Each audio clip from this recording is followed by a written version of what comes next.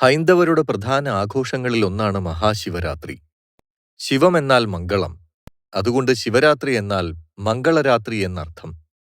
കുംഭമാസത്തിലെ കൃഷ്ണപക്ഷത്തിലെ 13-ാം രാത്രിയും 14-ാം പകലുമാണ് ശിവരാത്രിയായി ആഘോഷിക്കുന്നത്. ശിവഭക്തർക്ക് വളരെ പ്രധാനപ്പെട്ട ഉത്സവമാണിത്.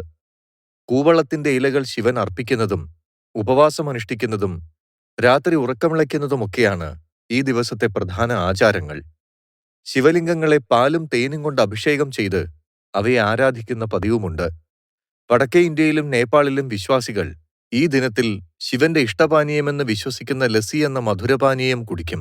കേരളത്തിൽ ആലുവ ശിവക്ഷേത്രം, മാന്നാർ തൃക്കുരട്ടി മഹാദേവ ക്ഷേത്രം, പടനിലം പരബ്രഹ്മ ക്ഷേത്രം, തൃശൂർ വടക്കുംനാഥ ക്ഷേത്രം, പെരുമ്പാവൂർ ചേലാമറ്റം ക്ഷേത്രം, മൂവാറ്റുപുഴ തിരുവംപ്ലാവിൽ ക്ഷേത്രം തുടങ്ങിയ ക്ഷേത്രങ്ങളിൽ ശിവരാത്രി മഹോത്സവം വിപുലമായി ആഘോഷിക്കുന്നു. ശിവനുമായി ബന്ധപ്പെട്ട പുണ്യദിനം മാഘമാസത്തിലെ അഥവാ കുംഭത്തിലെ കൃഷ്ണപക്ഷ ചതുർദശി ദിവസമാണ് ശിവരാത്രി. ചതുർദശി അർദ്ധരാത്രിയിൽ തുടങ്ങുന്ന ദിവസമാണ് വ്രതമായി ആചരിക്കേണ്ടത്. 2 രാത്രികൾക്ക് ചതുർദശി സംബന്ധം വന്നാൽ ആദ്യത്തേത് എടുക്കണമത്രേ. താപസന്മാർക്ക് പ്രധാനവും ശിവപ്രതീകരവുമായ ഈ വ്രതം അതിശ്രേഷ്ഠമെന്ന് കണക്കാക്കുന്നു. പുരാണങ്ങളിൽ ശിവരാത്രിയുമായി ബന്ധപ്പെടുത്തി 2 ഐതിഹ്യങ്ങളുണ്ട്. പാലാഴിമഥനം നടത്തുമ്പോഴുണ്ടായ ഹലാലവിഷം അഥവാ കാളകൂടം ലോകരക്ഷയ്ക്കായി ശ്രീമഹാദേവൻ പാനം ചെയ്തു. ആ വിഷം ഭഗവാന് ബാധിക്കാതിരിക്കാൻ ഏവരും ഉറങ്ങാതെ വ്രതമനുഷ്ഠിച്ചു പ്രാർത്ഥിച്ചു. പരമശിവൻ വിഷപാനം ചെയ്ത രാത്രിയാണ് ശിവരാത്രിയായി ആഘോഷിക്കുന്നത്. ഈ ദിവസം വ്രതമനുഷ്ഠിക്കാൻ നിർദ്ദേശിച്ചത് ഭഗവാൻ തന്നെയാണെന്ന് ഭക്തജനങ്ങൾ വിശ്വസിക്കുന്നു. മഹാവിഷ്ണുവിനെയും ശിവനെയും ബ്രഹ്മാവിനെയും ബന്ധപ്പെടുത്തിയാണ് മറ്റൊരു ഐതിഹ്യം. മഹാവിഷ്ണുവിന്റെ നാഭിയിൽ നിന്നും മുളച്ചുവന്ന താമരയിൽ ബ്രഹ്മാവ് ജന്മമെടുത്തു. വിശാലമായ ജലപ്പരപ്പിൽ കൂടി സഞ്ചരിച്ച ബ്രഹ്മാവിന് വിഷ്ണുവിനെ മാത്രമേ കാണാൻ കഴിഞ്ഞുള്ളൂ. നീ ആരാണ് എന്ന ചോദ്യത്തിന് നിന്റെ പിതാവായ വിഷ്ണുവാണ് ഞാനെന്ന ഉത്തരം ബ്രഹ്മാവിന് തൃപ്തി നൽകിയില്ല. അവർ തമ്മിൽ യുദ്ധം ആരംഭിച്ചു അത്രേ. ഒരു ശിവലിംഗം അവർക്ക് മധ്യേ പ്രത്യക്ഷപ്പെട്ടു. അതിന്റെ മേലഗ്രവും കീഴഗ്രവും ദൃശ്യമായിരുന്നില്ല. അഗ്രങ്ങൾ കണ്ടുപിടിക്കാൻ ബ്രഹ്മാവ് മുകളിലേക്കും വിഷ്ണു താഴേക്കും സഞ്ചരിച്ചു. വളരെ സഞ്ചരിച്ചിട്ടും ഉദ്ദേശം ഫലിക്കാതെ 2 പേരും പൂർവ്വസ്ഥാനത്ത് വന്നു നിന്നു. അപ്പോൾ അവിടെ ശിവൻ പ്രത്യക്ഷപ്പെട്ടു. ശിവൻ പ്രത്യക്ഷപ്പെട്ടത് മാഘമാസത്തിലെ കറുത്ത പക്ഷത്തിൽ ചതുർദശി രാത്രിയിലായിരുന്നു. എല്ലാ വർഷവും ഈ രാത്രി ഒരു വ്രതമായി അനുഷ്ഠിക്കണമെന്നും അതിന് ശിവരാത്രി വ്രതം എന്നായിരിക്കും പേരെന്നും ശിവൻ അരുളി ചെയ്തു. ശിവപുരാണം, ലിംഗപുരാണം ഉൾപ്പെടെയുള്ള പുരാണങ്ങളിൽ ശിവരാത്രി എന്ന ദിവസത്തിന്റെ ഐതിഹ്യങ്ങളും ശിവരാത്രി വ്രതത്തിന്റെ പ്രാധാന്യവുമൊക്കെ വിശദമായി പറയുന്നു. ഈ വ്രതം ഇഹലോകത്ത് സർവ്വ സൗഭാഗ്യങ്ങളും തരുമത്രേ. ഇതിനു പുറമെ ദുരിതങ്ങളിൽ നിന്നുള്ള മുക്തിയും തരുന്നു എന്ന് പുരാണങ്ങൾ വിശദീകരിക്കുന്നു. ശിവരാത്രി ദിവസം ഭക്ഷണവും രാത്രിയിലെ ഉറക്കവും ഒഴിവാക്കി ശിവഭജനം ചെയ്യണമെന്നും പുരാണങ്ങളിൽ പറയുന്നുണ്ട്. ചതുർദശിയിൽ ഭക്ഷണം കഴിക്കാതെ രാത്രി മുഴുവൻ ഉണർന്നിരുന്ന് വ്രതമനുഷ്ഠിച്ച് ശിവനെ പൂജിക്കുന്നതും ശിവരാത്രി ദിവസം വ്രതമനുഷ്ഠിക്കുന്നതും ശിവഭജനം നടത്തുന്നതും ഏറെ പുണ്യദായകമാണെന്നാണ് വിശ്വാസം. പ്രപഞ്ചനാഥനായ ശിവന്റെ അനുഗ്രഹം ഇതിലൂടെ ഉണ്ടാകുമെന്ന് പുരാണങ്ങളും ഇതിഹാസങ്ങളുമെല്ലാം പറയുന്നു. ശിവപാർവതിമാരുടെ വിവാഹം നടന്ന ദിവസമായി ഇന്ത്യയിൽ വിവിധ ഭാഗങ്ങളിൽ ശിവരാത്രിയെ കണക്കാക്കുന്നു. ഈ വിശ്വാസപ്രകാരം ദേവീദേവന്മാരുടെ വിവാഹം നടന്ന മംഗളദിനമെന്ന പ്രാധാന്യമാണ് ശിവരാത്രിക്ക് നൽകുന്നത്. ശിവശക്തിമാരുടെ കൂടിച്ചേരൽ മുഹൂർത്തമായി കണക്കാക്കി ശിവരാത്രി ആഘോഷിക്കുന്നു. ശിവഭഗവാൻ ആദ്യമായി താണ്ഡവമാടിയ ദിനമായും ശിവരാത്രിയെ വിശേഷിപ്പിക്കുന്നുണ്ട്. പ്രപഞ്ച സൃഷ്ടിയുടെ നടനം നടന്ന ദിവസമായാണ് ഈ ദിനം വിശേഷിപ്പിക്കപ്പെടുന്നത്. മഹാനടനത്തിൽ സൃഷ്ടിസ്ഥിതി സംഹാരത്തിലൂന്നിയ പ്രപഞ്ച സൃഷ്ടി ഉണ്ടായത്രേ. ശിവൻ ജ്യോതിരൂപത്തിൽ പ്രത്യക്ഷമായ പുണ്യമുഹൂർത്തമെന്നും മഹാശിവരാത്രിക്ക് പേരുണ്ട്. ശിവപുരാണത്തിലും കമ്പരാമായണത്തിലും ദേവീഭാഗവതത്തിലുമൊക്കെ ശിവരാത്രിയെപ്പറ്റി പരാമർശങ്ങളുണ്ട്. ദേഹാഹങ്കാരത്താൽ മനസ്സിനും ബുദ്ധിക്കും ജരാനരകൾ ബാധിച്ച മനുഷ്യനെ അതിൽ നിന്ന് മോചിപ്പിക്കാനായി ഭഗവാൻ നൽകിയ ദിവ്യജ്ഞാനത്തെ ബുദ്ധിയിൽ മനനം ചെയ്യുമ്പോൾ ദുർവികാരങ്ങൾ കടിപ്പെട്ട മനസ്സിൽ നിന്ന് ആദ്യം വിഷം വമിച്ചേക്കാം.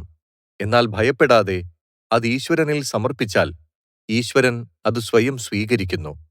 പിന്നീട് ബുദ്ധിയിൽ ഉദയം ചെയ്യുന്ന ഈശ്വരീയ ജ്ഞാനത്തിന്റെ അമൃതം മനസ്സിനെ ബാധിച്ച സർവ്വജരാനരകളും നീക്കി അതിനെ ശക്തമാക്കി ജീവിതം സുഖശാന്തിമയമാക്കുന്നു. അതുകൊണ്ടുതന്നെ ഇന്നും ശിവഭക്തന്മാർ ദിവസം മുഴുവൻ ഉറങ്ങാതെ ഉപവസിച്ച് രാത്രി ഉറങ്ങാതെ ഈ ദിനത്തിൽ ശിവപൂജ ചെയ്തുകൊണ്ടിരിക്കുന്നു. ശിവരാത്രി വ്രതം അനുഷ്ഠിക്കുന്നതുകൊണ്ട് മോക്ഷം ലഭിക്കുമെന്ന വിശ്വാസവും പ്രബലമാണ്. പ്രാദേശികമായ ചില വ്യത്യാസങ്ങളുണ്ടെങ്കിലും ഇന്ത്യയൊട്ടാകെ ശിവരാത്രി ആഘോഷിക്കാറുണ്ട്. ശിവക്ഷേത്ര ദർശനം നടത്തുന്നതും വ്രതമെടുക്കുന്നതുമാണ് ശിവരാത്രിയുടെ പ്രത്യേകത. ശിവന് ഏറ്റവും പ്രിയപ്പെട്ട കൂവളമാല സമർപ്പിക്കുന്നതും കൂവളത്തിന്റെ ഇല കൊണ്ട് അർച്ചനയും ജലധാരയും നടത്തുന്നതും ഈ ദിവസത്തെ വിശിഷ്ട വഴിപാടുകളാണ്. വ്രതമെടുക്കുന്നതിലൂടെ ചെയ്ത പാപങ്ങളിൽ നിന്നെല്ലാം മുക്തി ലഭിക്കുമെന്നതാണ് വിശ്വാസം. വിശിഷ്ടമായ പലഹാരങ്ങൾ ഉണ്ടാക്കുന്നതും ശിവരാത്രിയുടെ പ്രത്യേകതയാണ്. പിതൃക്കൾക്ക് ബലിയർപ്പിക്കുന്നതും ശിവരാത്രിയുടെ പ്രത്യേകതകളിൽ പെടുന്നത് തന്നെ.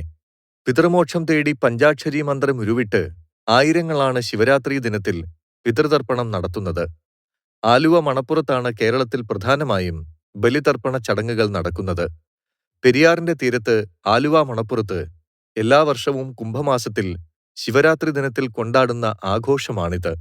ശിവരാത്രിക്ക് ശേഷമുള്ള ദിവസം രാവിലെ തീർത്ഥാടകർ പിതൃക്കൾക്ക് ബലിയർപ്പിക്കുന്നു.